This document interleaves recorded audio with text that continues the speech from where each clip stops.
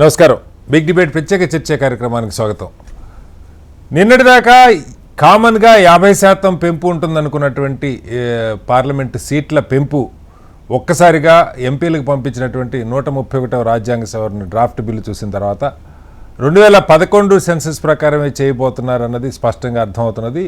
ఈ కారణంగా దక్షిణాది రాష్ట్రాలకి 20 పైగా సీట్లు, మొత్తంగా ప్రాతినిధ్యంలో 4% పైగా డెఫిసిట్ పడేటువంటి పరిస్థితి కనపడుతుంది.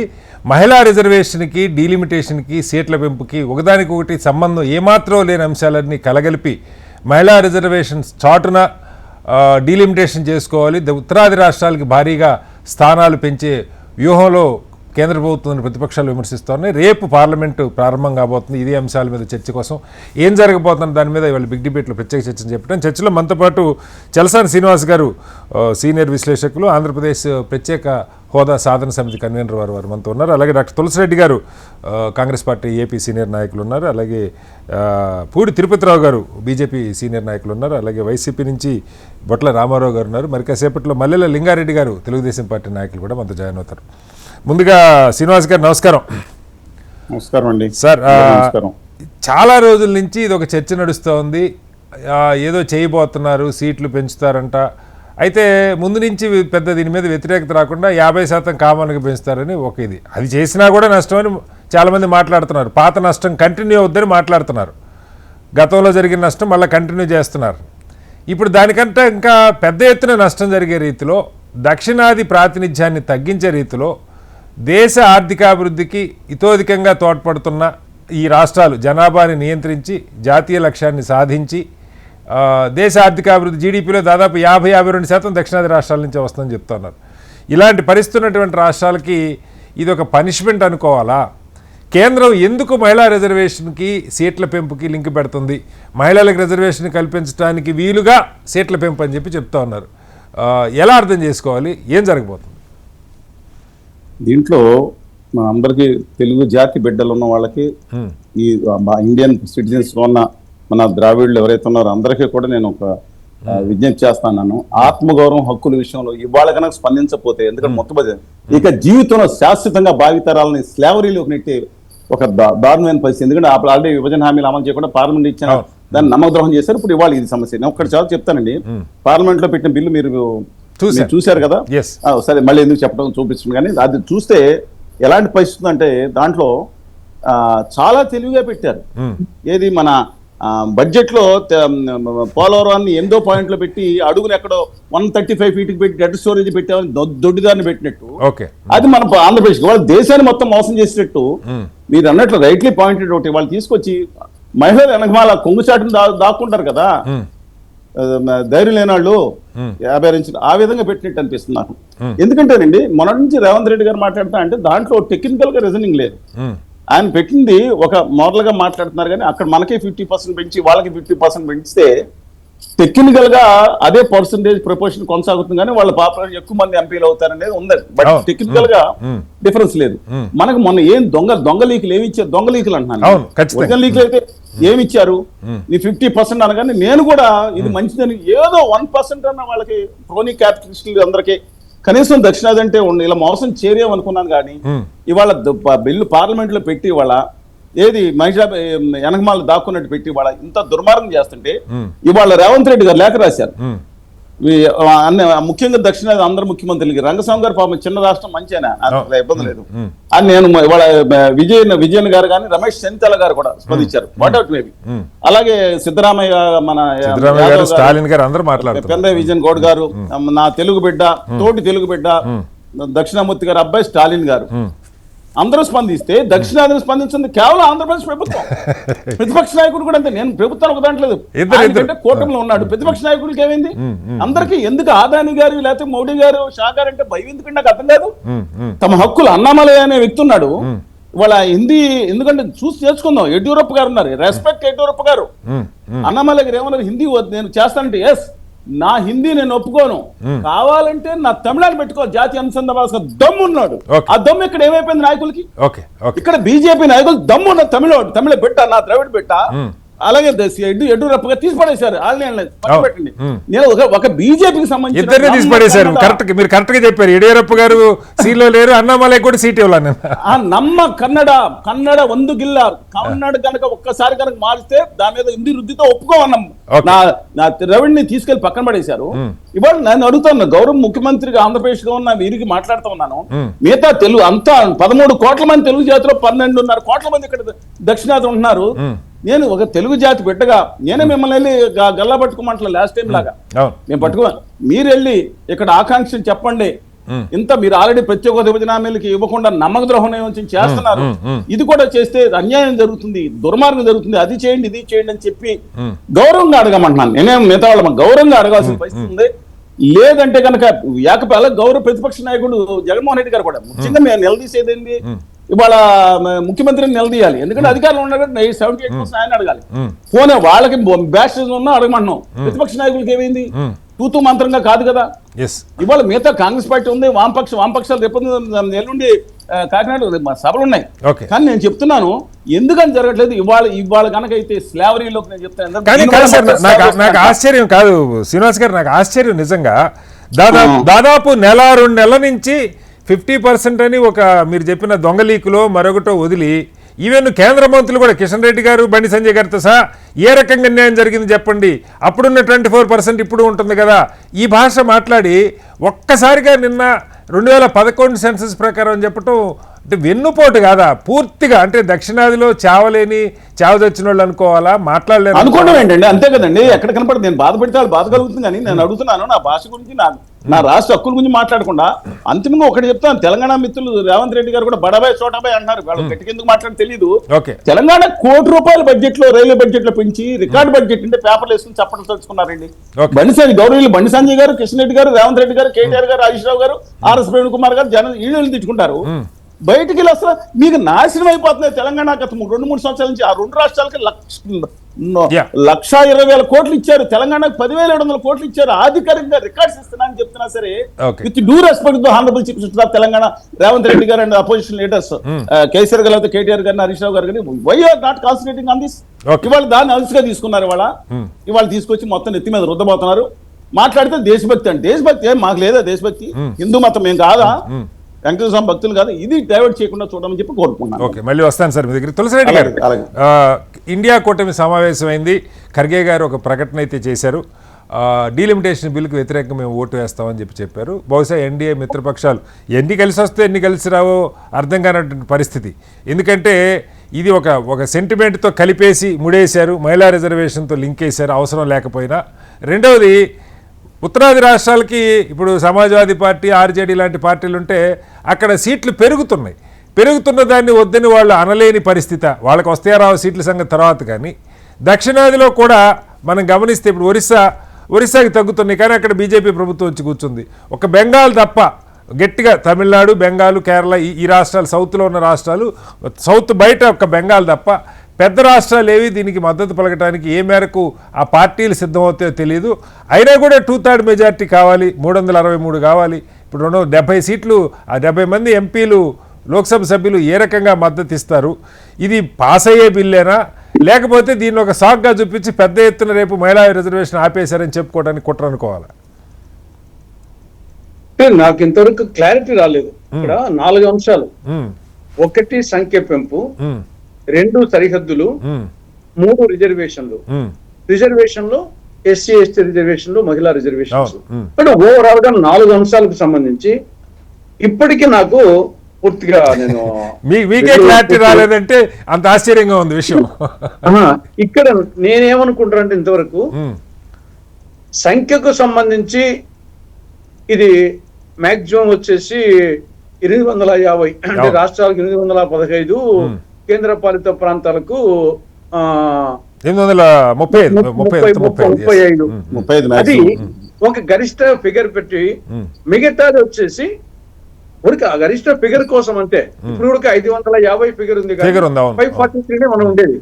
ఆ విధంగా ఫిగర్ పెట్టి ఓవరాల్ గా 50% గంపగుత్తగా ఎవరి స్టేట్ కి ఇస్తారేమో అని చెప్పేసి ఇప్పటికీ నాకు లేదు సార్, అయ్యో సార్, క్లియర్ గా తులసిరెడ్డి గారు పాపులేషన్ 2011 సెన్సస్ చెప్పండి. నేను 2011 పాపులేషన్ అనేది నేను సరిహద్దుల కోసము రిజర్వేషన్ల కోసము తీసుకుంటున్నారేమో, సంఖ్య పెంపు కోసం కాదేమో అని చెప్పేసి నేను పూర్తిగా చదవదు కాబట్టి నేను ఆ యాంగిల్ ఆలోచిస్తున్నా.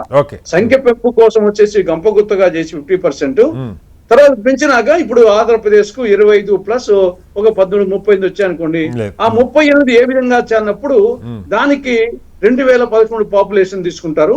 ఆ పాపులేషన్ ప్రకారంగా 38 సెగ్మెంట్స్ చేసి దాంట్లో పాపులేషన్ ప్రకారంగా ఎస్సీ ఎస్టీ పర్సెంటేజ్ ప్రకారంగా మహిళా అంటే సారీ తులసిరెడ్డి గారు, అంటే రేపు నిన్న వాళ్ళు సర్క్యులేట్ చేసిన డ్రాఫ్ట్ విల్ ప్రకారం అయితే మీరు చెప్తున్నది కాదు సార్. వాళ్ళు స్పష్టంగా ఇప్పుడు అవైలబుల్గా ఉన్న లేటెస్ట్ సెన్సస్ అంటే 2011 సెన్సస్, దాని మొత్తం దేశమంతా దీని మీద చర్చ నడుస్తుంది. అనేక మంది జాతీయ స్థాయిలో మేధావులు మాట్లాడుతున్నారు, ప్రధాన పత్రికలు బోల్డ్ అంత కంటెంట్ రాశారు, ఎక్కడెక్కడ ఎన్ని తగ్గబోతా ఉన్నాయి 2011 సెన్సస్ ఆధారంగానే. ఇవాళ ఎవరో దాకెందుకు సార్, తెలంగాణ బీజేపీ అధ్యక్షులు రామచంద్ర గారు స్పష్టంగా అరగంట క్రితం వరంగల్లో మాట్లాడుతూ 2011 ఆయన అడ్వకేట్ కూడా, చాలా సీనియర్ హైకోర్టు అడ్వకేట్, 2011 జనాభా లెక్కల ప్రకారమే సీట్ల పెంపు జరుగుతుంది అని కొండబద్దలు కొట్టినట్టు ఆయన చెప్పి మీకేమో నష్టం జరగదు, మీకు సీట్లు పెరుగుతాయి అంటారు. 7 సీట్లు పెరిగేది గొప్ప విషయంగా చెప్తున్నారు ఆయన. అదే 2011 పాపులేషన్ ప్రకారము సీట్ల సంఖ్య పెంపు అయితే డెఫినెట్ గా వచ్చేసి దేశానికే ప్రమాదకరం. ఇది దేశ సమైక్యత సమగ్రతకే సార్వభౌమత్వానికే ప్రమాదం అవుతుంది. కాబట్టి అది ఏమాత్రం కరెక్ట్ కాదు. అందుకే నేను చెప్తున్నారు కానీ ఇంతవరకు పూర్తి బిల్లు పెట్టే తప్ప క్లారిటీ రాదు అభిప్రాయం. ఇంకా అదే అయితే కనుక మాత్రం చాలా తీవ్రమైన పరిస్థితి ఎదురైంది. కానీ ఒకటి చెప్పండి సార్, దీనికి అసలు మహిళా రిజర్వేషన్ కి లింక్ పెట్టాల్సిన అవసరం ఉన్నదా? ఇప్పుడు 543 ఉంటే మహిళా రిజర్వేషన్ 33% అమలు చేయకూడదా? ఇది ఎక్కడ చిత్రం తులసిరెడ్డి గారు? 7 ఉన్నాయి.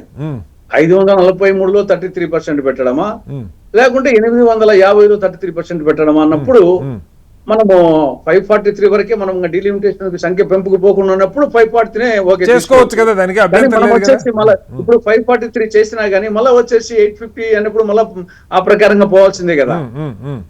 అందుకోసం ఆ రెండింటికి లింక్ పెట్టాల్సి వచ్చింది నా అభిప్రాయం. 543 సెపరేట్ తీసుకుంటే ఇంకా డీలిమిటేషన్ లేదు, సంఖ్య పెంపు ఉండదు. ఇప్పుడు మనకి 2009లో డీలిమిటేషన్ జరిగింది సార్ సీట్ల. ఇప్పుడు చాలా మంది మేధావులు చెప్తుంది గతంలో 150 రోజులు జరిగేది పార్లమెంటు, ఇప్పుడు 50 రోజులు 55 రోజులు మేము జరగట్లేదు. 543 మంది ఉంటేనే మాట్లాడటానికి అసలు జీవితకాలంలో 5 ఏళ్లలో ఒకసారి కూడా నోరు తెరవని ఎంపీలు బోల్డ్ మంది ఉంటా ఉన్నారు. ఎందుకు పాయింట్ కూడా ఆ పాయింట్ కూడా మనకు చూస్తా ఉన్నాం కదా సార్. గోళ ఆ సంఖ్య 1/3 పడిపోయింది. ఈ సీట్లు 1/3 పెంచుకోవడమే కానీ జరిగే సంఖ్య 1/3కు పడిపోయింది. సో ఎందుకు అని ఒక చర్చ ఉంది. దీనికి అసలు పార్టీలను పిలవలేదు ఇప్పటిదాకా, కన్సెన్సస్ లేదు, బిల్లు వాళ్ళు రెడీ చేసుకొని పార్లమెంట్ పెడుతున్నారు, దాని మీద విమర్శ వస్తుంది సార్. మళ్ళీ వస్తాను మీ దగ్గర తులసిరెడ్డి గారు. రామారావు గారు, ఈ బిల్లు పాస్ కావాలి అంటే ఈ రకంగా ఇప్పుడు దక్షిణాదికి నేను ఇందాక చెప్పినట్టు ఏపీకి మీకు సింపుల్ ఎగ్జాంపుల్ చెబుతాను సార్. ఏపీలో ఇప్పుడు 25 పార్లమెంట్ స్థానాలు ఉన్నాయి. మామూలుగా 50% పెరిగితే 12 సీట్లు 13 సీట్లు పెరగాలి. కానీ ఇప్పుడు పెరుగుతున్నది ఏంటంటే మీకు స్పష్టంగా 9 సీట్లు మాత్రమే పెరుగుతాయి, 5 తగ్గుతాయి, దగ్గర 4 నుంచి 5 స్థానాలు తగ్గుతాయి. ఆ రకంగా యూపీలో ఇప్పటిదాకా 80 ఉంటే 120 అవుతాయి అనుకున్నారు, అవి 138 అవుతా ఉన్నాయి. రాజస్థాన్లో సేమ్ మనలాగే 25 ఉన్న రాష్ట్రం, మామూలుగా అయితే మనకి పెరిగినట్టే ఒక 12 పెరగాలి, మనకి 12 పెరిగితే. కానీ వాళ్ళకి ఇప్పుడు జనాభా పెరిగిన కారణంగా వాళ్ళకి దగ్గర 48-49 స్థానాలు అవుతున్నాయి సార్. అంటే ఎంత వ్యత్యాసం వచ్చేస్తుంది. సరే అధికార పక్షంలో ఉన్న తెలుగు చంద్రబాబు గారు ఏమి జూనియర్ నాయకుడు కాదు, అపార అనుభవం ఉన్నది, దీని పర్యవసానాలు ఎట్లా ఉంటుందో తెలియని వ్యక్తి, ఆయనే స్పందిస్తారో తెలియదు. కానీ మీరు ప్రతిపక్షంలో ఉన్నారు, ఎందుకు ఈ దొంగచాటు నాటకాలు ఆడాలి? పార్టీలు గుండె చరుచుకొని ధైర్యంగా ఎందుకు మాట్లాడలేరు? ఎందుకు రేపు పొద్దున మీకు 3 లోక్సభ సభ్యులు ఉన్నారు, రాజ్యసభలో 4, 5, 6 ఉన్నట్టున్నారు, ఎందుకు దీని మీద మాట్లాడలేరు? మాట్లాడబోతున్నారా? అసలు పార్టీలు ఎవరు దీని మీద చర్చ జరిగింది? రేపటి నుంచి పార్లమెంట్ స్టార్ట్ అవుతుంది. రామారావు గారు, ఖచ్చితంగా సార్ ఇక్కడ మాకు YSR Congress Party political advisor committee దీని మీద కూడా చర్చ జరుగుతా ఉంది. అయితే ఇక్కడ భారతీయ జనతా పార్టీ నేతృత్వంలోని ఎన్డీఏ ప్రభుత్వాన్ని మనం చూస్తా ఉన్నాం. ఆ మైండ్ గేమ్ గా మొట్టమొదటి మీరు అన్నట్లుగా మీడియాకు ఏదైతే ఉన్నటువంటి సీట్లన్నీ కూడా రాష్ట్రాల దామాషా పద్ధతిన 50% పెంచుతామని మొట్టమొదట అమిత్ షా గారు వాళ్ళు మాట్లాడినట్లుగా లీకులు వచ్చినటువంటి పరిస్థితి ఉంది. అయితే మొట్టమొదటి నుంచి దక్షిణాది రాష్ట్రాల నాయకులు గాని వీళ్ళందరూ కూడా ఉద్యమాలకి పూనుకుంటారన్న విధానంతో వాళ్ళు మభ్య పెట్టేటటువంటి ప్రక్రియకి పూనుకున్నారనేటువంటి అనుమానం కలుగుతా ఉంది. మనం చూస్తా ఉన్నాం భారతీయ జనతా పార్టీ ప్రతి అంశంలో కూడా వాళ్ళ పార్టీ బలపడటానికి చూసుకునేటటువంటి అంశాలు ఉన్నాయి. ఉదాహరణకు చూసుకుంటే డిమానిటైజేషన్ లో ఏదైతే కాంగ్రెస్ పార్టీ వాళ్ళ దగ్గర ఉన్నటువంటి డబ్బులన్నింటినీ సార్ నాకు అవన్నీ కాదు సార్, నాకు టైం తక్కువ ఉంటుంది రామారావు గారు. మీరు ఇవన్నీ కాదు, క్లియర్ గా వైసీపీ స్టాండ్ ఇప్పుడు రేపు ఇది మహిళా రిజర్వేషన్కి దీనికి ఏమాత్రం సంబంధం లేదు. 543 ఉన్నా 33% ఇచ్చుకోవచ్చు, 800 ఉన్నా 33, 1000 ఉన్నా 33% ఇచ్చుకోవచ్చు. దాన్ని ఎవరు కాదంట్లా, ఏ పార్టీ కాదంట్లా. సరే బీసీ రిజర్వేషన్ గంగలో కలిసిపోయింది, పక్క పెట్టండి. కనీసం ఈ డీలిమిటేషన్ మీద దక్షిణాది రాష్ట్రాలకు జరుగుతున్న అన్యాయం మీద వైసీపీ ఎలాంటి స్టాండ్ తీసుకోబోతుంది అది చెప్పండి చాలు. ఖచ్చితంగా గలమెత్తాల్సినటువంటి పరిస్థితి ఉంది సార్. ఇక్కడ పార్లమెంటు స్థానాల సంఖ్యని డిస్టర్బ్ చేయకుండా అసెంబ్లీ స్థానాల సంఖ్య పెరిగితే ఇబ్బంది లేకుండా ఉంటుందనేటువంటి అంశం చాలా మంది మాట్లాడుతున్నటువంటి అంశం కూడా ఉంది. ఇది ఇప్పుడిప్పుడే మన రేపు పార్లమెంట్ లో పెట్టిన తర్వాత ఈలోగానే ఆ యొక్క సమస్య మీద కూడా మా పార్లమెంటరీ పార్టీ నాయకుడిగా ఉన్నటువంటి ఆల్రెడీ మీ ఎంపీలందరికీ డ్రాఫ్ట్ బిల్లు నిన్నే వచ్చేసింది సార్. డ్రాఫ్ట్ బిల్ అందరు ఎంపీలకి పంపారు రామారావు గారు. ఇదేదో రేపు పెడితేనే మాకు తెలుస్తుంది అనుకోక్కర్లా. మీ ఎంపీల దగ్గరికి అందరికి వాళ్ళు మెయిల్ చేశారు, అందరు చూసుకున్నారు కూడా సార్. అదే డెసిషన్ తీసుకొని మా వాళ్ళు ఖచ్చితంగా స్పందిస్తారనే ఆలోచనతోటే ఉన్నారు సార్. దానికోసం ఎందుకంటే ఇప్పుడు ఉదాహరణకి తెలంగాణలో బీఆర్ఎస్ పార్టీ ఉంది, ఆలోచన ఉంది. కేవలం జనాభా నియంత్రణ పాటించినటువంటి రాష్ట్రాలని శాపభూయిష్టంగా వాళ్ళు శాపాలు పెట్టడం అనేది కరెక్ట్ కాదనేటువంటి అంశం మీదనే లైన్ తీసుకునేటువంటి అవకాశం అయితే ఉంది.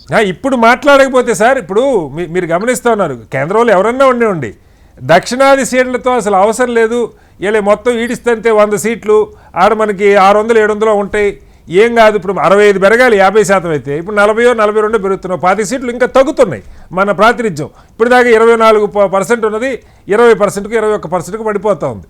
సో దీనివల్ల రేపు పొద్దున మీరు ఎన్ని చించుకున్నా ప్రత్యేక హోదా ఇవ్వకపోయినా అడిగేవాళ్ళు లేడు, రాష్ట్రానికి డబ్బులు ఇవ్వకపోయినా అడిగేవాళ్ళు లేడు, మీ దగ్గర ఆల్రెడీ డబ్బులు బాగున్నాయి కదా కాస్త తక్కువ ఇస్తామని అడిగేవాళ్ళు.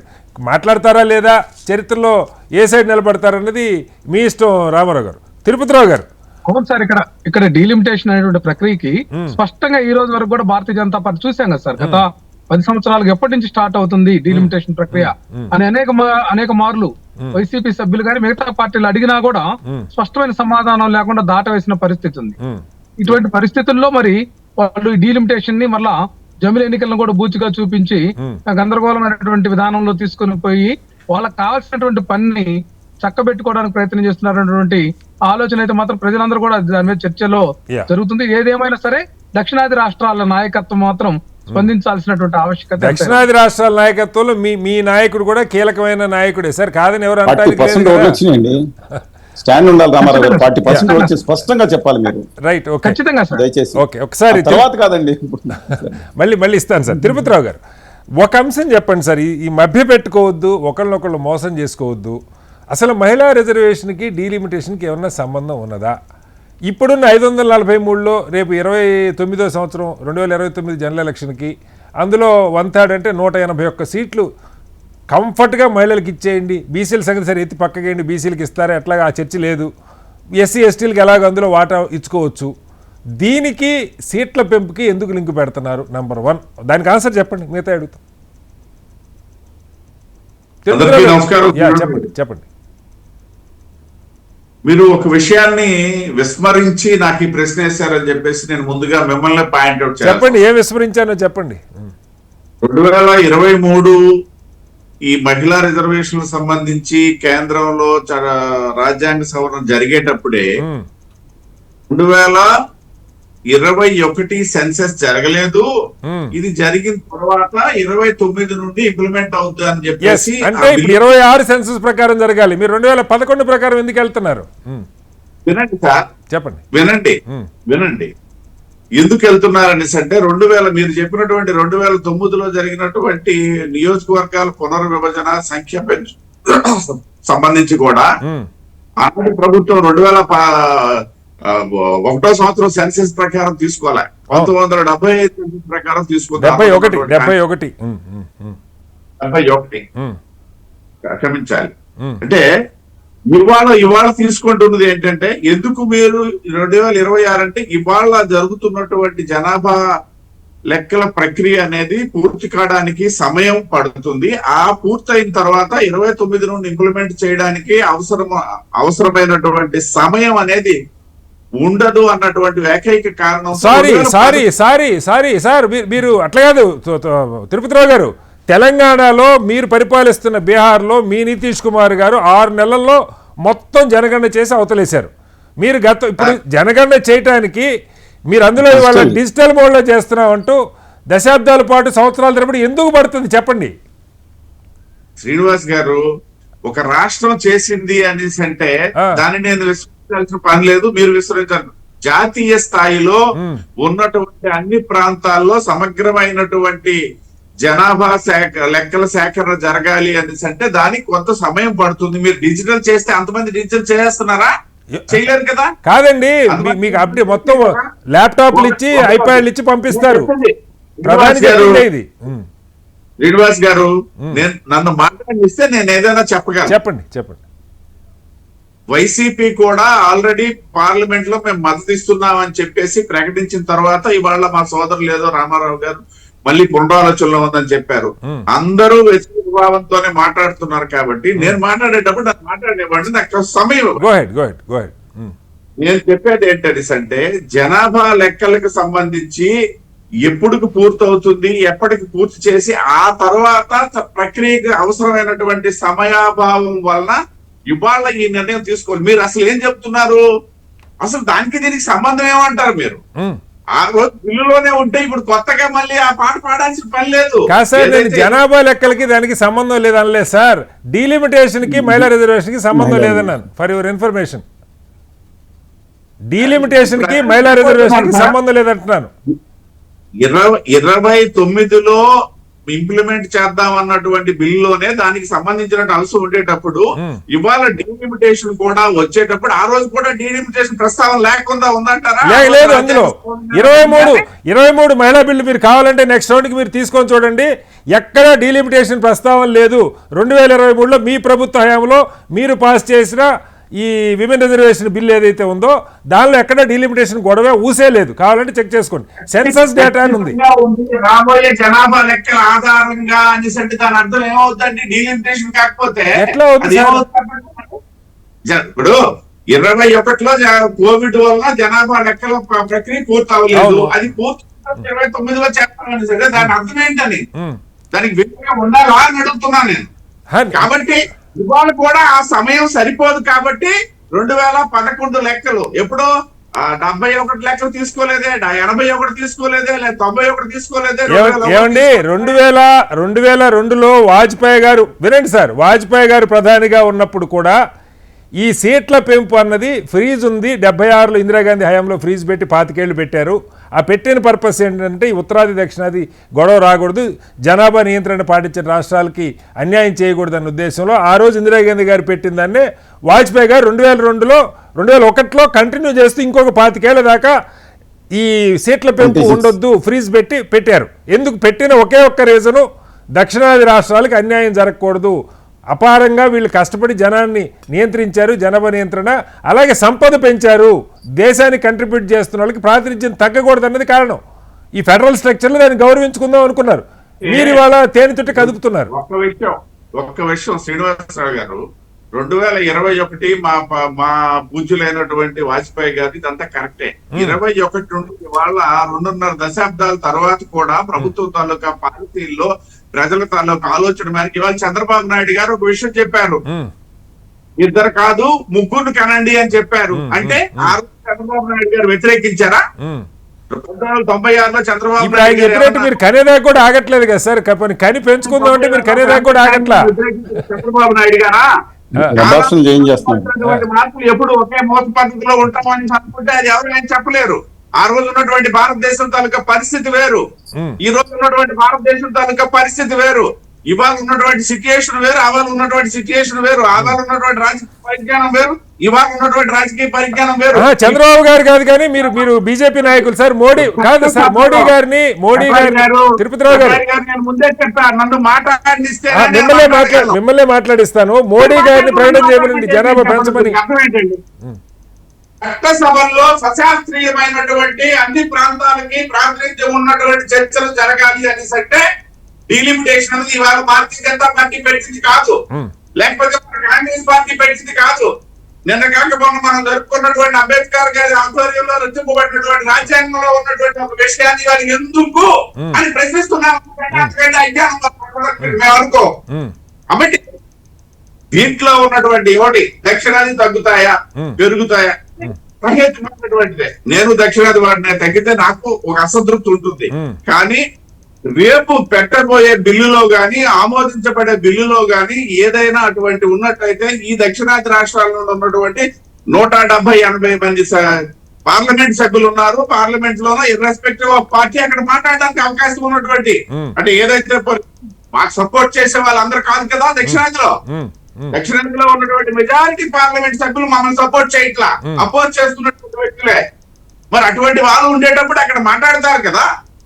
చెప్పేది మాట్లాడతారు సార్, మాట్లాడడానికి కంటెంట్ లోనే అది అవసరం లేదు, అది ఇవాళ ప్రస్తావన లేదు అనుకుని ప్రస్తావిస్తే హౌ ఇట్ ఈస్ కరెక్ట్ అండి. అది ఏది అవసరం లేదు కొన్ని ప్రస్తావిస్తండి.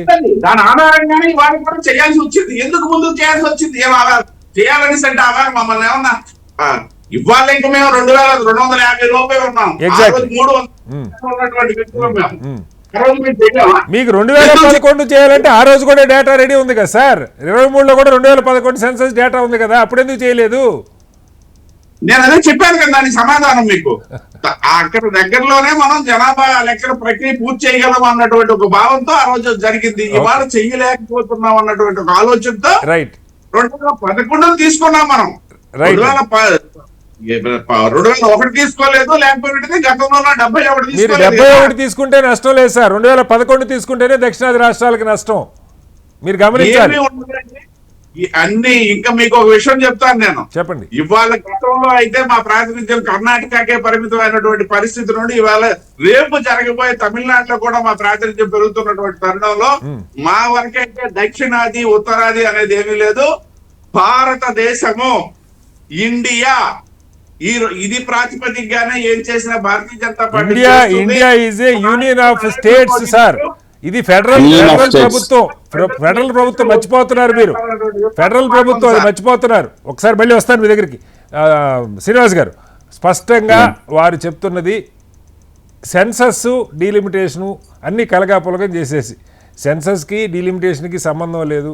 ఇప్పుడు మహిళా రిజర్వేషన్ ఇవ్వాలంటే 2011 ప్రకారం మహిళా రిజర్వేషన్ చేయడానికి అభ్యంతరం లేదు. మహిళలు ఎక్కడ ఏ పార్లమెంట్ కౌన్సిల్ ఎక్కువ ఉంటే అక్కడ ఇచ్చుకోవచ్చు. కానీ ఇది ఇవ్వాలంటే డీలిమిటేషన్ జరగాలి, సీట్ల పెంపు జరిగితే తప్ప మహిళా రిజర్వేషన్ సాధ్యం కాదు అన్న రీతిలో మాట్లాడి ఒక రకంగా రేపు పార్లమెంట్లో మరి ఏం జరుగుతుందో తెలియదు. నిజంగా టూథర్డ్ ఎక్కడి నుంచి తెస్తారా, పార్టీలు ఎవరెవరితో ఎలాంటి ఒప్పందాలు కుదిరినాయో మనకు తెలియదు. కానీ ఏంటి ప్రభుత్వ ఉద్దేశం? ఇది ఏ రకంగా సాధ్యం అనుకుంటా ఉన్నారు? మైనార్టీ ప్రభుత్వం ఉంది, మెజార్టీ లేదు, వాస్తవంగా టూథర్డ్ అసలే లేదు. ఏం చేస్తారు? ఇది బిల్ నెంబరు చూసారు 107, ఇది చూసారు కదా, నిన్న మీ దగ్గర ఉంది కాపీ. 2020 బిల్ నెంబర్ 107 సార్ చెప్పండి. ఇది దీంట్లోనండి చూపించాను. దీంట్లో క్లియర్ గా ద పాయింట్ ఏముంది, in this article the expression of population means the population as asserted by such science and parliament may law and determine which be relevant to figures have been published. ఇందులో clear గా population పెట్టారు. ఇది పైన మీరు main అంకంలో 4th అంకంలో కాదండి, దాంట్లో 3rd లో దాంట్లో 3 సబ్ పాయింట్లు నిరికిచ్చారు. ఇంత దుర్మార్గంగా, ఎందుకంటే దొంగ మాటలు పంపించింది, దొంగ సంకేతాలు పంపించింది కూడా. ఇప్పుడు ఎంత రెండో విషయం ఏంటంటే, చంద్రబాబు నాయుడు గారు అప్పుడు ఒకళ్ళు అన్నారు, ఇప్పుడు 2-3 పిల్లలు అన్నారు. సరే అన్నారు కానీ ఇక్కడ వీళ్ళు మన దక్షిణాదికి అబార్షన్ బలవంతం అబార్షన్ చేస్తున్నారు కదండి. బలవంతం అబార్షన్లు అక్కడ మాత్రం 4 పిల్లలు మీరు అబార్షన్లు అయిపోండి, ఏదైనా సరే మేము స్వాలించండి, ఏంటి పద్ధతి? రెండోది, దయచేసి ఇది కూడా చూడండి.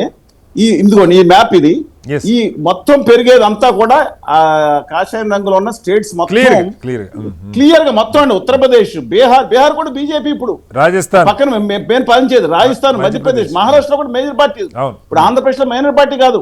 ఇక్కడ దెబ్బతినేది ఎవరు? Tamil Nadu, Kerala, Andhra Pradesh, Telangana, even of course Odisha, నిన్నగా మన ఒడిశా కానీ వెస్ట్ బెంగాల్ కానీ, ఇవన్నీ కూడా అపోజిషన్. అంటే ఇంత కకావికలు చేసే రెండో దుర్మార్గం. రెండో విషయం, బీజేపీ సిద్ధాంతకర్తలతో పాటు మాజీ ముఖ్యమంత్రి గారు కూడా దక్షిణాది మీద మా జైత్రయాత్ర అన్నారు. మాది ఇండియా కాదా? దక్షిణాది ఎవరి మీద దండయాత్ర చేస్తారు? జైత్రయాత్ర ఏంటి? అశ్వమేధ యాగం చేసిన అరికేస్తారా మమ్మల్ని? ఏం మాట్లాడి నాకు అర్థం కాదు. దక్షిణాది మీద జైత్రయాత్ర. మేము దేశంలో మూలవాసులు ద్రావిడ్లు. మీరు ఇరాన్ నుంచి వచ్చిన లేదా ఇంకోటి వచ్చిన ఉత్తర ఆర్య సనాతనవాదులు మీరు అనుకుంటారు. మా రెండోడు అడుగుతున్నాను, దయచేసి with due respect to them. Okay, అసలు ఎలాంటి పరిస్థితి తీసుకెళ్తారంటే, ఉత్తరాదిలో మీ మంత్రులు ఈ హిందీ రాని వాళ్ళు, దక్షిణాది వాళ్ళు దేశద్రోహులు, దేశం దొబ్బేయాలన్నారు. దానికి కంటిన్యూషన్ ఇదేనండి. ఓకే, దానికి కంటిన్యూషనే ఈ అధికారికంగా ప్రవేశపెడతారు. ఇవాళ మళ్ళా చెప్తున్నాను, దయచేసి వాడు కళ్యాణ్ బాబు గారు కానీ, చంద్రబాబు గారు కానీ, ఆయన విజడం అన్న నేతే కానీ ఎలా ఇరుక్కుపోయారో, ఎలా ఇరికిచ్చారో అంటే జగన్మోహన్ రెడ్డి గారు ఆయన కూడా నిన్న మహిళా రిజర్వేషన్ కి అనుకూలంగా ఒక లేఖ రాశారు. కానీ బహుశా ఇది చూశాక అందరూ షాక్ అయి ఉంటారు. నాకే అర్థం కాలేదండి. నిన్న బిల్లు వచ్చేంత వరకు కూడా, బిల్లు ఈ చూసి పాపులేషన్ చూసేంత వరకు కూడా నేను కూడా పొరపాటు పడ్డాను. 0.01 అన్న వాళ్ళకి ఏదైనా మానవత్వం ఉంటుంది అనుకున్నాను. ఎందుకంటే ఆ రోజు 50% అన్నారు, నేనే పొరపాటు పడ్డాను అనుకున్నాను. కానీ వాళ్ళ మా కళ్ళు ఎప్పటిదాటి చెప్పారు. ఎందుకంటే చేత కానీ చేవ చచ్చిన సమాజం, ముందు దగా వెనక దగా, వీళ్ళేం పోరాడతారు? వీళ్ళకి కావాలని వీళ్ళ మీద సిబిఐలు ఈడీ పంపిస్తే నోరు మూసి కూర్చుంటారు ఉద్దేశంతో ఇంత కుట్ర చేస్తున్నట్టు అనుమానంగా ఉంది. దయచేసి ఒకటి చెప్పండి సార్. కాదు సార్, ఇప్పుడు ఏపీలో అమరావతిలో చంద్రబాబు గారు, పవన్ కళ్యాణ్ గారు, అలాగే ఏపీ బీజేపీ చీఫ్ మాధవ్ గారు వీళ్ళతో ఒక సమావేశం జరుగుతుంది. ఏదన్నా మా ముఖ్యమంత్రి కానీ ఉప ముఖ్యమంత్రి కానీ ఈవెన్ మాధవ్ గారి ద్వారా అన్నా సరే కబురు, ఇది కరెక్ట్ కాదు, దక్షిణాదికి అన్యాయం చేయడానికి మాకు పెరగాల్సిన సీట్లు ఒక 5 తగ్గుతాయి, ఇది కరెక్ట్ కాదు, ఈ మోడల్ అయితే మేము సపోర్ట్ చేయమని చెప్పే సాహసం చేస్తారనుకోవచ్చా శ్రీనివాస్ గారు? లీకులు ఎలాగో వస్తాయండి, లీకులు వస్తాయి. ఇవాళ చంద్రబాబు గారు అసంతృప్తి, కళ్యాణ్ బాబు గారు కూడా ఆలోచిద్దాం, అయినా మనం కేంద్రంలో ఉత్తరాది సనాతన సహకరిద్దాం అనే మాట ఆయన అన్నట్టు, ఈయన మాత్రం మేము దయచేసి మా దక్షిణాదికి అన్యాయం జరగడానికి వీల్లేదు అన్నట్టు. బహుశా రేపే 2 లీకులు, ఒక్కడే లీకులు వస్తాయి, ఇక్కడే లీకులు వస్తాయి. ఆనెస్ట్ గా ఆయనకు ఉంటుంది. నేను ఐఎమ్ నాట్ డినైయింగ్ దట్ అండి. జగన్మోహన్ రెడ్డి గారికి ఉంటుంది, చంద్రబాబు నాయుడు సార్. మరి వాళ్ళకి ఏంటి ఇబ్బంది ఏంటి సార్? ఇప్పుడు శ్రీనివాస్ గారు నా ప్రశ్న, మీరు ప్రభుత్వంలో కంటిన్యూ కండి, ఈ బిల్లును వ్యతిరేకించండి, ఏంటి అభ్యంతరం? లేదండి, లోపలేసేస్తారు. ఎక్కడైతే హేమంత్ గారిని, కేజ్రీవాల్ గారిని సిట్టింగ్ ముఖ్యమంత్రులు చేసిన వీళ్ళు ఏమీ లేదండి. చంద్రబాబు నాయుడు గారు అధికారంలోకి వచ్చిన తర్వాత కూడా స్కిల్ డెవలప్మెంట్ కేసులు ఈడీ చేసి అరెస్ట్ చేసి లోపడేశారు. ఎవరినాళ్ళు అటెన్షన్ పెడతారు, తేడా వస్తే జగన్మోహన్ రెడ్డి గారి కేసులు బయటకు వస్తాయి. ఆడిస్తున్నారండి ఇక్కడ. ఇవాళ పన్నీర్ బటర్ మసాలా, పాలక్ పన్నీర్ గారిని తమిళనాడులో పెట్టుకుని 2 పార్టీలు ముక్కలు చేసి ఆడిచ్చింది ఎవరిని? దేశాన్ని జేడీఎస్ ని ఎలా కేసులు పెట్టి ఏం చేసి ఎలా చేశారు? ఇవాళ శశిధర్ గారు ఎలా ఉన్నారు? ఏం జరగబోతుంది అసలు దక్షిణాదిన? ఒక అభ్యుదయ రాష్ట్రం. మహారాష్ట్ర కూడా మన ద్రావిడ్ల కింద లెక్కండి యాక్చువల్ గా, బై సెక్ట్ అంటే భాష ఏదైనా సరే చెప్తున్నాను. ఏం జరుగుతుంది ఇక్కడ అసలు? మన దాంట్లో వాళ్ళకి కూడా పెద్ద బెనిఫిట్ అయింది కాదండి. కేవలం ఇంకోటి కూడా చెప్తున్నాను, వీళ్ళు పాపులేషన్, నేను మిగతా మాట్లాడక ఆ ఉత్తరాది ఉమ్మడి 2-3 రాష్ట్రాల పాపులేషన్ 2 దశాబ్దాలు కలుపుకుంటే ఉమ్మడి ఆంధ్రప్రదేశ్ పాపులేషన్ పెంచుతున్నారు.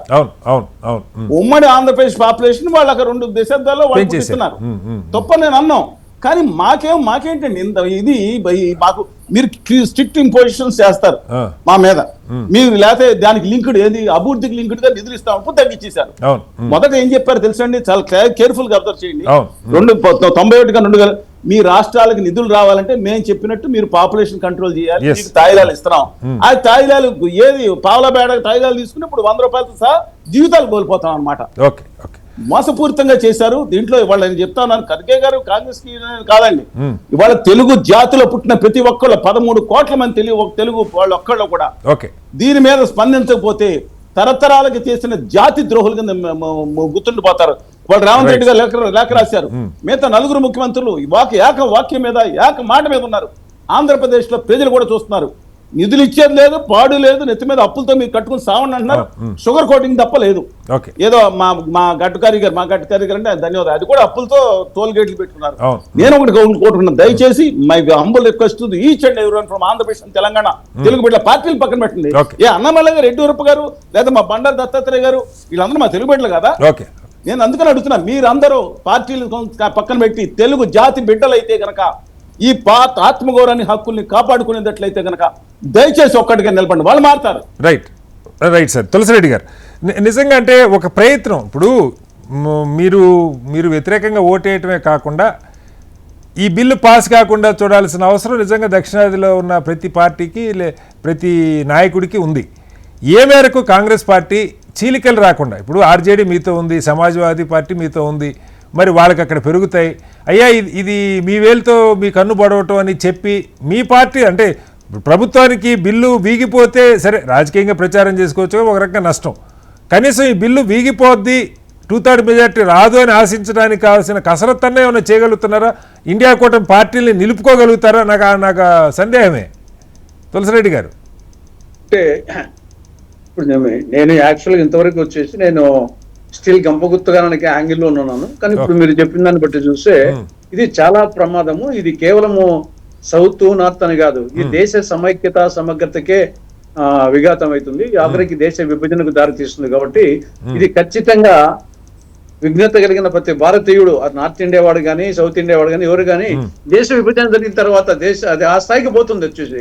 కాబట్టి మళ్ళీ పార్టీలు ఎల్లకాలం ఒకే పార్టీ ఉండదు. బీజేపీ నార్త్ ఇండియన్ పార్టీ అని ఇంకోటి కానీ, ఒకప్పుడు కాంగ్రెస్ కమ్యూనిస్టులు రాజకీయ ప్రత్యర్థిగా ఉన్నటువంటి దేశం ఇది. కాబట్టి ఎల్లకాలం ఒకటే ఉండదు. కాబట్టి ముందు దేశం వచ్చేసి ఒకటిగా నిలబడాలా. ఆ దేశం కోసం వచ్చేసి డెఫినెట్ గా కాంగ్రెస్ ప్రయత్నం చేయాల్సిందే. ఇప్పుడు చంద్రబాబు నాయుడు గాని, జగన్ గాని, పవన్ కళ్యాణ్ గాని వీళ్ళు ఆలోచించాలి. ఖచ్చితంగా నాకు తెలిసి ఇది బీజేపీకి కూడా వాళ్ళకు యాక్చువల్ గా మహిళా రిజర్వేషన్స్ కావాలని వాళ్ళకి చిత్తశుద్ధి ఉన్నట్టు లేదు. దాన్ని ఓన్లీ పొలిటికల్ గా ఉపయోగించుకోవాలా, ఇది లింక్ పెట్టాలా, మహిళా రిజర్వేషన్స్ కు డిలిమిటేషన్ కు లింక్ పెట్టి ఆ డిలిమిటేషన్ వచ్చేసి పాపులేషన్ లింక్ చేసి ఆ విధంగా ఏదో విధంగా దీన్ని వ్యతిరేకిస్తే అది పొలిటికల్ గా ఉపయోగించవచ్చు. మహిళా రిజర్వేషన్స్ రావాల్సిన వాళ్ళకి ఉద్దేశం ఉన్నట్లేదు, కేవలం దాన్ని పొలిటికల్ గా ఉపయోగించుకోవాలని ఉద్దేశం ఉన్నట్టుంది. లేకుంటే మీరు చెప్పినట్లు మహిళా రిజర్వేషన్ సెపరేట్ గా చేసి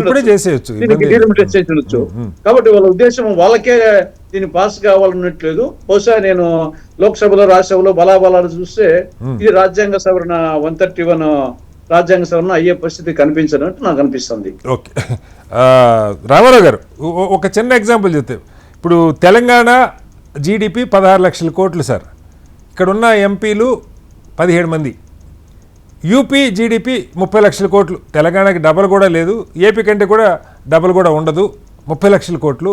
ఇప్పుడే 80 మంది ఉన్నారు.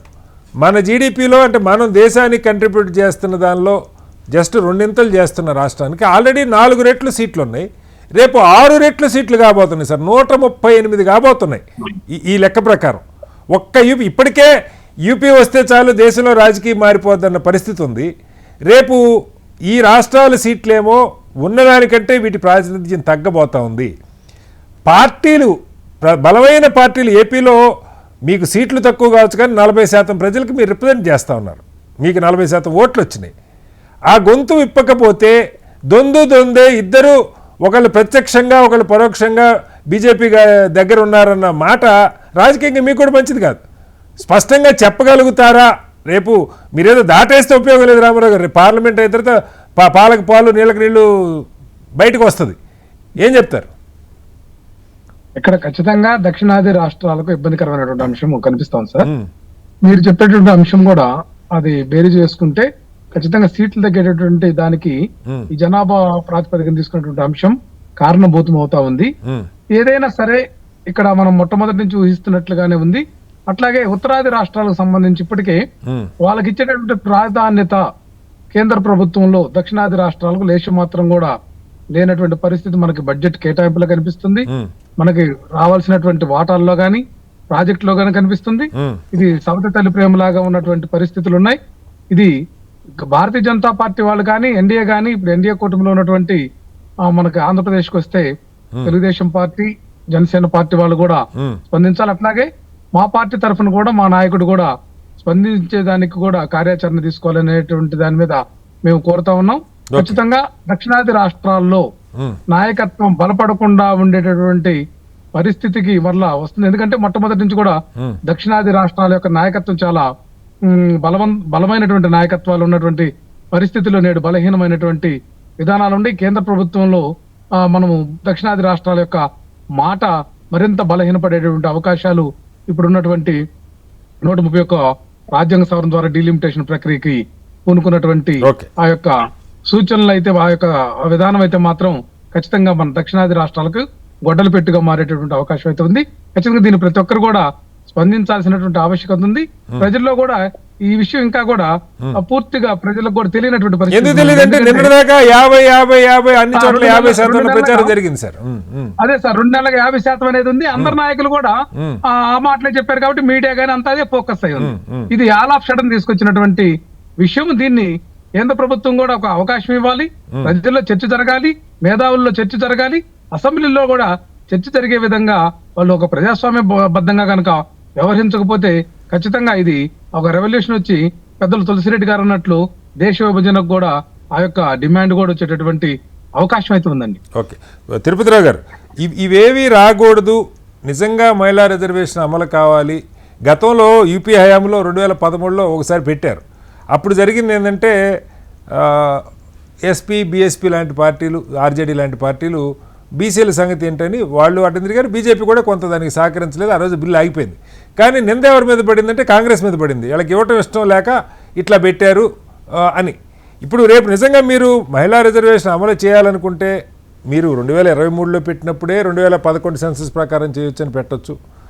కానీ కరోనా 2021లో అయిపోయింది, 22 పోయింది, 23 పోయింది, 24, 25, 26 దాకా సెన్సస్ ఎందుకు స్టార్ట్ చేయలేదో ఎవరికి తెలియదు. ఇప్పుడు స్టార్ట్ చేశారు. ప్రభుత్వం గట్టిగా అనుకుంటే ఏ రాష్ట్రానికి ఆ రాష్ట్రం జరుగుతుంది కాబట్టి 6 నెలల్లో సంవత్సరంలో అయిపోద్ది. 27 మీరే ఇచ్చారు ఒక డెడ్లైన్, 27 ఈ డేట్కి సెన్సస్ అంతా రెడీ అవుతుందని మీరు చెప్పిన డేటా కూడా ఉంది. ప్రభుత్వం చెప్పిన డేటాని అధికారికి 1 ఇయర్లోపు అయిపోద్దని. అప్పటికి ఇంకా పార్లమెంట్ ఎలక్షన్ 2 ఏళ్ళ టైం ఉంటుంది. కనీసం కొత్త సెన్సస్లో కొంతమేర ఈ ఉత్తరాది దక్షిణాది జనాభా వ్యత్యాసం తగ్గి ఉండొచ్చు. ఎందుకంటే over a period of time కొంత ఉత్తరాదిలో కూడా మార్పు వచ్చింది. ఇవేవి పరిగణలోకి తీసుకోకుండా 2 రాష్ట్రాల అసెంబ్లీ ఎన్నికలు ఉన్న టైంలో 3 రోజులు పెట్టి ఒక బుల్డోజ్ చేసేయటం వల్ల ఆ బిల్లు ఆగిపోయినా ప్రమాదమే, దక్షిణాదికి నష్టం జరిగినా ప్రమాదమే. ఏం చెప్తారు తిరుపతిరావు గారు? ఇప్పుడు 2 రాష్ట్రాల ఎన్నికలు అన్నారు మీరు. నేనేమంటానంటే ఈ కంపారిజన్ కూడా సరిగా చేయలేకపోతుందేమో సమాజం అని చెప్పండి. అందులో ఒక రాష్ట్రం తమిళనాడు ఇవాళ అధికారంలోకి రావడానికి అవకాశాలు ఉన్నటువంటి రాష్ట్రము నేను ముందే చెప్పా. భారతీయ జనతా పార్టీకి కర్ణాటక తప్పిస్తే ఎక్కడ అధికారాన్ని చవిచూసే పరిస్థితి లేనటువంటి దక్షిణ మీ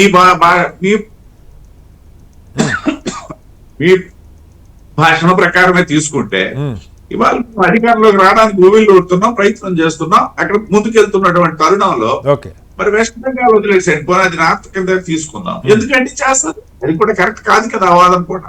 రెండో విషయం, మీరు జీడిపి గురించి మాట్లాడారు, మంచి ప్రస్తావన.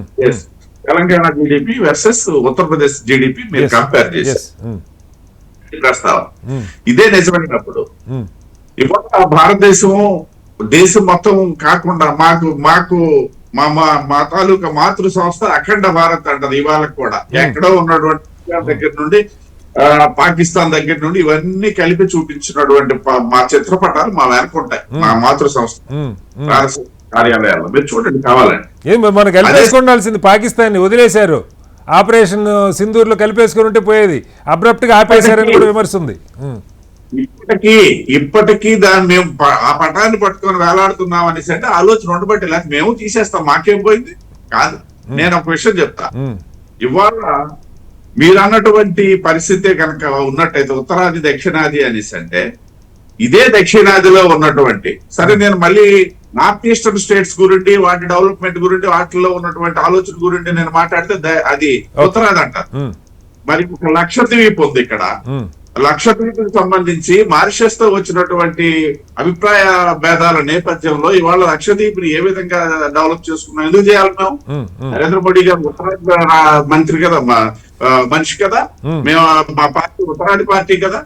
లేదు, పక్కనే ఉన్నటువంటి అండమాన్ నికోబార్ ఐలాండ్ సంబంధించినటువంటి కాదు తిరుపతిరావు గారు, మన్నించాలి, మీకు అడ్డం పడుతున్నాను అనుకోవద్దు. పాయింట్ ఏంటంటే సార్, స్పష్టంగా ప్రభుత్వం ఆ రోజు కేంద్రంలో ఎవరు ఇచ్చినా ఒక ఆదేశం ఇస్తే ఆదేశాన్ని పాటించిన రాష్ట్రాలు మీకు అందరికీ తెలుసు. జనాభా ఇప్పుడు రేపు పొద్దున చంద్రబాబు చెప్పిన ముగ్గురు నలుగురిని కంటారని నేనైతే అనుకోవట్లేదు. జనం ఆ అవేర్నెస్ తెచ్చుకున్నారు, హాయిగా ఇద్దరు పిల్లలతో బంగారులాగా ఉన్నారు. దేశంలో మీరు ఆ కాలు ఎలాగ ఇవ్వాలా? జనాన్ని కనండి పెంచండి, 140 కోట్లు కాదు మనం 400 కోట్లు కావాలని మోడీ గారు అయితే నాకు తెలిసి ఏం కాలు ఇవ్వాలా. ఈ అంశం పక్కకు పెడితే ఉత్తరాదిలో దాన్ని పాటించకుండా వాళ్ళు ఆర్థికంగా వాళ్ళు ఎదగలేదు, దేశాన్ని ఎదగనివ్వలేదు. వాళ్ళకి ఏదో అన్యాయం చేయమని చెప్పట్లా, మనకు అన్యాయం చేస్తే అడుగుతున్నారు. శ్రీనివాసరావు గారు, మీకు అందరికి ఇప్పుడు నేను పూర్తిగా నా మనసు విప్పి సమాధానం చెప్తానండి. చెప్పండి. ఉత్తరాదిలో జనాభా నియంత్రణకి కారణము అక్కడ ఉన్నటువంటి ముస్లిం సామాజిక వర్గం తాలూకా ఆలోచనలు, వాళ్ళ తాలూకా విధి విధానాలు.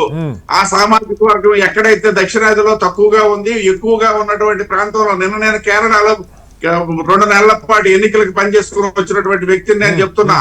కేరళలో తిరువనంతపురం మేము గెలవబోతున్నాం, రాసుకోండి. అక్కడే నేను పనిచేసి వచ్చాను. కానీ 8 బూతుల్లో నేను లోపలికి వెళ్ళలేకపోయాను. ఇటువంటి పరిస్థితులు అక్కడికి ఇక్కడికి మీరు కంపేర్ చేస్తున్నారు. ముస్లిం సామాజిక ఎక్కువగా ఉన్నటువంటి మీరు మళ్ళీ మీరు అనుకున్న భాషలోనే ముస్లింలు జనాభాను పెంచిన దగ్గర మీరు సీట్లు కూడా పెంచుతారా? పోనీ చెప్పండి, అట్లయినా చెప్పండి సార్. పెంచుతున్నారు కదా. కాంగ్రెస్ పార్టీ ఇచ్చినట్టుగా మేమేమో రిజర్వేషన్ ఇచ్చామా ముస్లింలకి? కాదు సార్, ఇప్పుడు మీరు చెప్తున్న భాషే ఉత్తరప్రదేశ్ లో కూడా చెప్తున్నా. మీరు అనుకున్నట్టుగా దక్షిణాది మీద వివక్ష ఉంది అనుకుంటే 2 కారణాలు చెప్పాను. తమిళనాడులో జరుగుతున్నటువంటి ఎన్నికలు పక్కన పెట్టుకొని, గెలుస్తా ఉన్నటువంటి ఆలోచన పక్కన పెట్టుకొని చేసుకునేంత మూర్ఖము. ఒకటే లాస్ట్ క్వశ్చన్ వాజ్పేయి గారి లాగా 2002లో వాజ్పేయి గారు తీసుకున్న లాంటి నిర్ణయం ఇంకొక 25 ఏళ్లు దీన్ని వాయిదా వేసేసి 543తో ముందుకెళ్ళడానికి ఏంటి అభ్యంతరం? మహిళా రిజర్వేషన్ 181 ఇవ్వండి, ఏంటి అభ్యంతరం? చెప్పాను కదా సార్, 2001-2లో ఉన్నటువంటి జనాభా పెరుగుదల రేషియో వేరు, ఇవాళ ఉన్నటువంటి రేషియో వేరు, ఇవాళ దేశం ఉన్నటువంటి పరిస్థితి వేరు. ఆ వేళ అన్నానికి అడుక్కోవాల్సిన పరిస్థితి దగ్గర నుండి ఇవాళ మనం 5 సంవత్సరాలకు ఎక్సలెంట్ గా డ్రాప్ చేసిన సిస్టమ్ అండి. ఒకటే మంత్రం అప్పుడు ఒక నిమిషం అండి. అదే చెప్పాను. కాంగ్రెస్ పార్టీ అయిపోయింది సార్, మన్నించాలి. చలసాని గారు లాస్ట్ సెంటెన్స్. నిమిషం ఒకటేనండి, ఆయన పూడి గారు నన్ను మాట్లాడలేదు, అది కాదు. దేశ కాలమాన పరిస్థితులు, అభివృద్ధి ఓకే అండి ఆధారంగా తీసుకుంటే తప్పిస్తే అవునా, వాజ్పేయి దాంట్లో మనం తినలేదు అప్పుడు. రైట్ సార్, మన్నించాలి. టైం పార్లమెంట్ లో రేపు దీని మీద ఎలాంటి చర్చ జరగబోతోంది? బిల్లు పాస్ అవుతుందా? మహిళా రిజర్వేషన్కి డీలిమిటేషన్కి లింక్ పెట్టాల్సిన అవసరం ఉందా అన్నది మరికొద్ది గంటల్లో తేలబోతుంది. ఏం జరుగుతుందో వేచి చూద్దాం. చర్చలో పాల్గొన్న చలసాని గారికి, తులసిరెడ్డి గారికి, అలాగే తిరుపతిరావు గారికి, రామారావు గారికి ధన్యవాదాలు. ఇది వాళ్ళ బిగ్ డిబేట్. మరోస్తే మళ్ళీ కలుద్దాం. నమస్కారం.